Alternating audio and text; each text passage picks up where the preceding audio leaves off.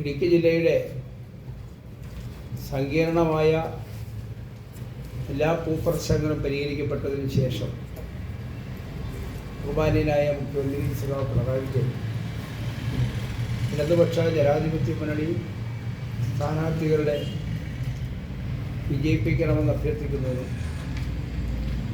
അതിൻ്റെ ഭാഗമായി ഇടതുപക്ഷ ജനാധിപത്യ മുന്നണി ജില്ലാ കമ്മിറ്റി നൽകുന്ന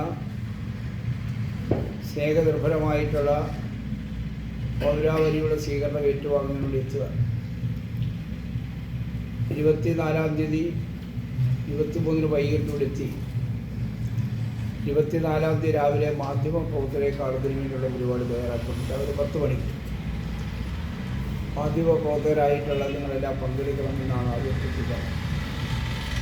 അതിനുശേഷം 11 മണിക്ക് കട്ടപ്പന മുനിസിപ്പൽ മൈതാനിൽ തയ്യാറാക്കുന്ന വേദിയിൽ 10,000 അണിനിരത്തുകൾ നടത്തുന്ന വേദിയിൽ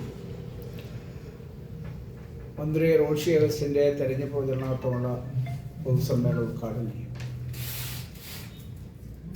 അതിനുശേഷം ഉച്ചകഴിഞ്ഞ് 3 മണിക്ക് അടിമാലിയിലെ രാജയുടെ തെരഞ്ഞെടുപ്പ് പ്രചരണ യോഗം ഉദ്ഘാടനം ചെയ്യും. വൈകുന്നേരം 5 മണിക്ക് നെടുങ്കണ്ടത്ത് KK ജയചന്ദ്രൻ്റെ തെരഞ്ഞെടുപ്പ് പ്രചരണ ഉദ്ഘാടനം ചെയ്തു. 6 മണിക്ക് വണ്ടിപ്പെരിയാർ സലിംകുമാറിൻ്റെ തെരഞ്ഞെടുപ്പ് പ്രചരണ ഉദ്ഘാടനം ചെയ്തു. ഇതാണ് സഖാവിൻ്റെ പരിപാടിയെ സംബന്ധിച്ച് സൂചിപ്പിക്കാൻ.